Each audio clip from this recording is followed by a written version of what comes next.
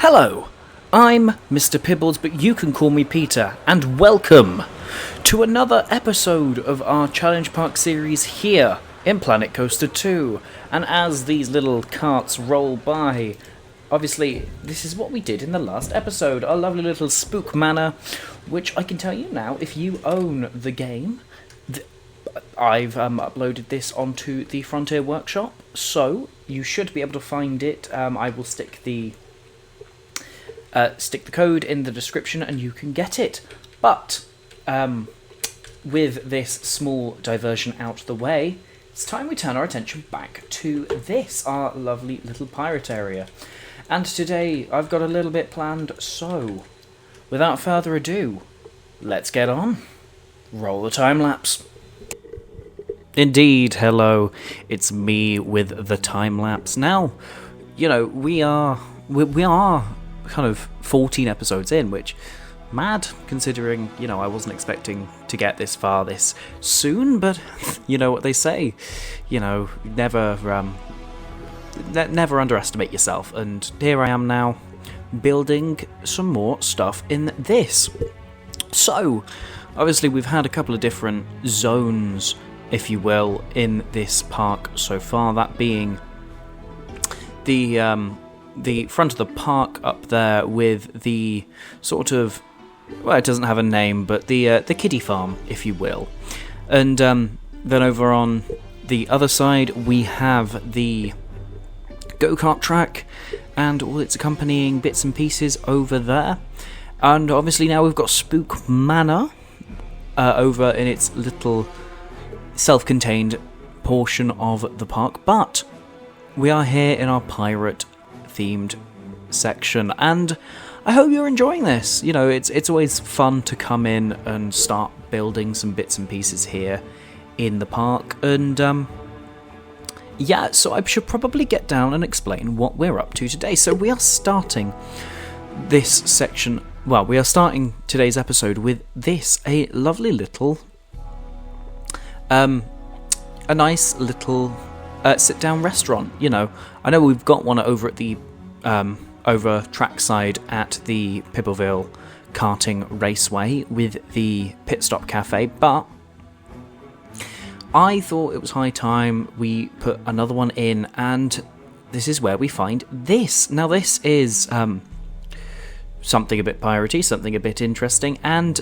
it is a pirate pub, because, you know, you think your classic pirates, you think there's got to be a pub, and I really wanted to put something else in like this, because, you know, people are always wondering and complaining about not having anything to eat or drink, and I thought actually this fills up this little space quite nicely, and it is perfect for what it is. It just fills up a little bit of space, adds a little bit of theming while being entirely practical, which is quite fun. Now you can see me here trying to come up with something for the outside of this building, because I didn't want it to just be like the bamboo bit we've just done over at the over the other side with the coconut drop or with our log flume.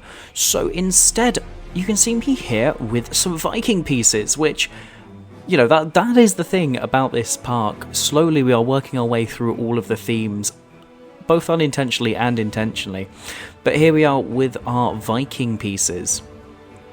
And the whole idea of this was just to make it look like it was, you know, like it fit and like it was perfectly sort of slightly dodgy, if you will, with that sort of piratey vibe. You think your Pirates of the Caribbean, your sort of that vibe, and it is a lot of adding in these trim pieces around the edge, because ultimately we have enough money in game to do this now, which I'm not going to say it was a shock, but the fact that we are able to kind of get in and properly, you know, do things with money is good. You know, it's that sort of, you start off with nothing in challenge parks, and then you very easily find that you're actually making way more money than you'll ever need, which is why I can afford to splash out and create this. which is quite fun. Now, I'm kind of having a bit of a wonder here about what to do with these arches, because obviously there's nothing behind them. And so I tried the wooden bits, and I try these bits and pieces, and nothing really works there.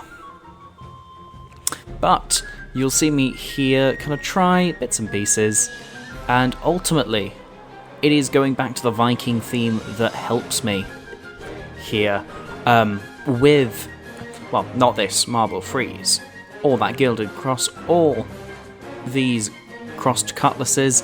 It is some windows, because what else do you put in a nice little window-shaped hole like this other than windows? And obviously I try with these sandstone windows, and they don't look quite right, but what is that down at the bottom that we see? Yes, that's right, it is the Viking windows. Which, getting them inside these little arches here just looks quite nice at the end of the day.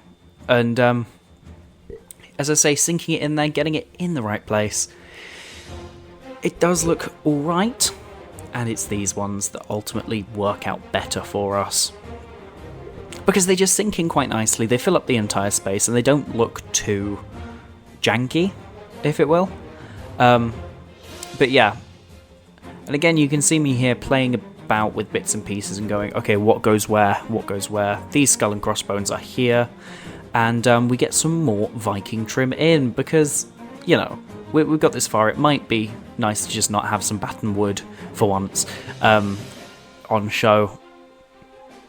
But yeah, getting those in, it just looks really nice from the outside now. It's starting to really come into its own and take shape as this, again, pirate pub. And I don't have a name for it yet, and I won't have a name for it in the next episode, but in the episode after that, it will have a name, which is fun.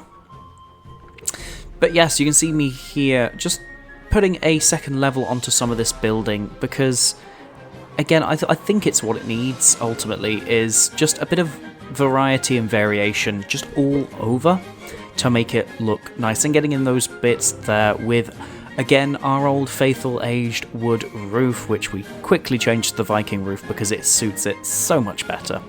And that's the thing about the Viking pack in this game, is it's so very interchangeable at points with the pirate stuff in the game that actually, when it works, it really works, and the two bits do sort of work in harmony with one another.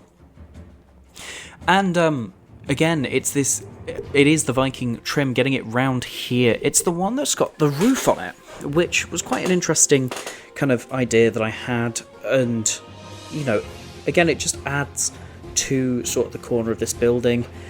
I'm getting a roof on this proper, with these pitched roofs, because I thought it would be interesting to try something slightly different roof-wise that we haven't exactly done before. And there we go, it looks quite nice from the outside. And again, adding these eaves on the end are just that little bit that it needed to make it look like it really stands out. And popping in and sticking these bits down the side here, just keeping it consistent around the entire sort of thing. It just feels nice, it feels like it looks alright, and kind of keeping it all consistent, which is quite good. You know, you view this from any angle, it needs to look at least a little bit okay. And that is that is the mantra I'm taking, you know. As long as it looks okay, I'm happy with it. You know, I'd love to kind of strive for like proper excellence in this, but with sort of the style of this park, it doesn't necessarily need to look incredible. And so I think this is the park for going good enough. But I have some ideas for bits and pieces in the future, if you would like to kind of see me do some more stuff that isn't just okay, but actually strives more towards that idea of making it a little bit more higher budget, a little bit more excellent, then please do let me know, and I will see what I can do.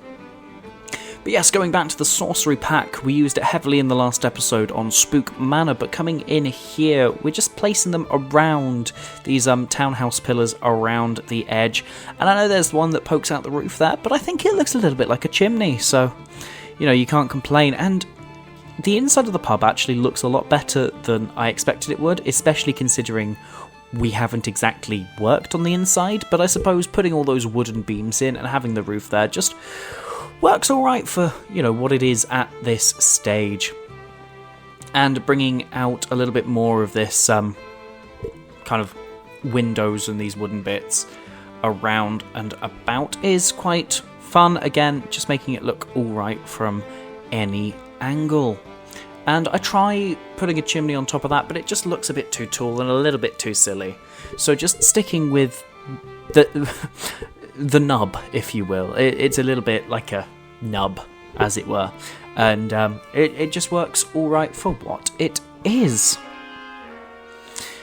And moving to the kind of side of it here, with a few bits of fencing, just to, cap off the path and make it look nice. The background, we've officially switched away from our pirate exclusive soundtrack, which does mean that unfortunately we are soon moving away from our pirate theming, but not quite yet, as I have to light up this lovely little pub of mine. And just putting these lights in, it wasn't enough to have one, so we lined the walls as well. And it ends up looking okay, and I can't really complain about it. But yeah, just getting these in looks okay. I won't complain about it looking a bit dark and dingy, because it needs to look a bit dark and dingy. And ultimately, it looks alright on the outside, which is the main thing that matters. And here we are moving away from the pirate area with finally another roller coaster. We've only got one in the park so far, and we're only probably going to end up having a couple by the end of the series, but for now, we are on our second roller coaster, which is this. It's in-game as a vector return, but it is, I believe, a boomerang coaster, and I had an idea for this. I didn't quite know where I was going with the theming, but I knew that I wanted to stick it on the end of this little section here and sink it into the ground, and ultimately I think what we end up with looks quite nice for what it is. And the biggest thing that I had an idea for is that I wanted you to kind of sink down into this little sort of pit where this ride is, and I wanted it to I wanted you to come under almost some sort of roll as it comes over the top. I'm not great with terminology, so I can't tell you what type of roll it is. I just know it's a roll and it looks okay. And then it is just figuring out what goes where from there. I toyed with having this loop there and a bit of a vertical loop as well, and it just didn't necessarily want to work as well as I wanted it to. So a lot of the rest of this episode is just me toying around and configuring and going, okay, what works, what doesn't work, and yeah. But you can see it coming around the layout, and you can see the point where I go, this needs to change, because it doesn't make it all the way round. And that's the one thing that haunts me throughout this episode, is the fact that this boomerang coaster is not able to make it all the way round. And I know I could toy around with friction and stuff like that, but where's the fun in that? You want to make something that actually works and actually fits. So we get rid of that other loop and we instead go for this vertical loop, which I quite like. And I think ultimately, it makes it around the loop. I'm like, sound, let's see what we can do next. So in goes the, I believe it's called a hammerhead, and it doesn't make it. And I'm like, okay, let's look at the constraints of what we can do, because I am not a natural coaster builder in this game. I'm a lot better at kind of placing pieces down and just playing around with them and actually building something that looks good from a standpoint of, actual buildings. But again, I think what I end up with for this coaster does look alright and does work a little bit better for what it is. And I then toyed with the idea of having this sort of corkscrew that goes over the thing back into the station. And I toy around with it here, trying to get it so it has enough clearance for guests, and it makes it through, which is amazing. But ultimately, what can you do when you're trying to get it in and it doesn't quite want to go in? But there we go. We've got two sides of this. It can do it could traverse the layout. That's perfect. And then finally, knowing that it can do all of that, we come back in, and it's just a matter of connecting up the two sides while making it do what I want it to do. I toy around with heartline rolls, 0G rolls, more corkscrews, and nothing really works. So I'm horrified to say that you will see me try to make some custom elements in a second. It's not pretty, but it works enough for what I want it to do. So up it goes over the station, which is something I do like. I do like it when things just fly over the station, and in there it goes, and then we just smooth it out, and it kind of gets rid of what I want it to do. So ultimately, we're going to be waving that goodbye in a sec, I believe. I think. Or am I wrong? No, I'm not wrong. Wave goodbye. Ta-ta. Right. So attempt 2. We're getting it in here. And we're kind of, again, flying it over and just smoothing it out. And again, kind of that flyover was the most important thing kind of to get right for this. I mean, that and, making sure it can do the layout in full. But I had a very specific idea in mind of what I wanted this flyover to look like. And you can see me here playing around with it and ultimately trying to get it to work. And it looks really, really messy at the moment. I promise it gets better than that. Yeah, kind of in it comes. And you connect it up there. Or at least you try to connect it up. In it goes, you smooth it out. And then you go, hang on. That's just an overbank turn, I believe.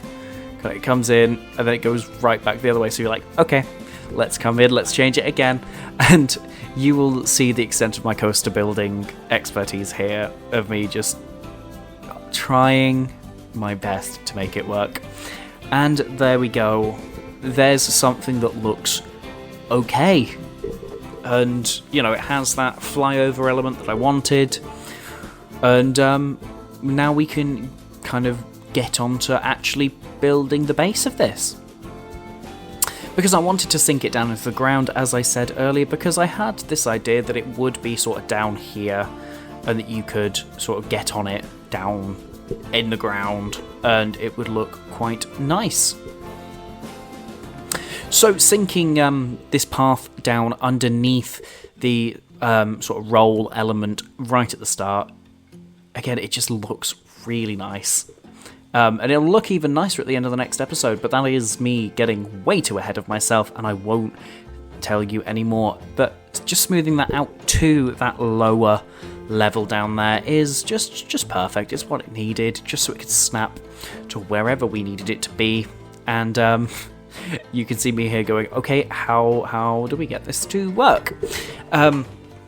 With putting entrances and exits in the right place, and ultimately, I end up putting the ground kind of tool on the path so that it does all conform to the ground. So instead of having to terraform it around it, it does have a really nice slope on it, which is quite cool. And you can see me going back and forth trying to get something that works. And this is where we now kind of get into the actual making of this little plaza. And we get in a nice little hexagon, which looks quite lovely. And then we go back and go, okay, would a pentagon work better? Nope, let's go for an octagon. I change my mind a lot. You're gonna realize this if you've seen any of these episodes, is that I do change my mind quite a bit across this. And you know, that's possibly one of the things that I like about doing this, is I can afford to kind of go back, change my mind, go, okay, that didn't work, let's try something else. Okay, that didn't work, let's try something else and see if it works any better.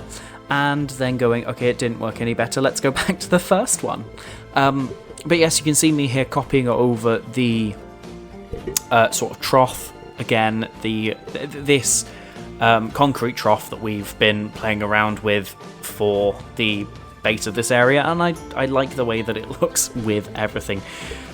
Popular to contrary belief, I like the way that it looks. It's silly to say it, but I do. And kind of getting back in here to this queue line, it's a little bit more kind of here, there, and everywhere than I would usually go for. You know, I'd usually go for a cattle pen that you go back, then you go forth, then you go back, then you go forth. But here it's a little bit everywhere, but I don't mind that. I think it works for what we've got. And getting just in there the end of this queue line and just making it work. It just looks quite nice. And obviously we need more power. In goes more power, connecting up more power, and going, oh, do we actually need more power? But who knows? But yes, coming in and just testing it out, and yeah, we do need more power. So in goes another power facility.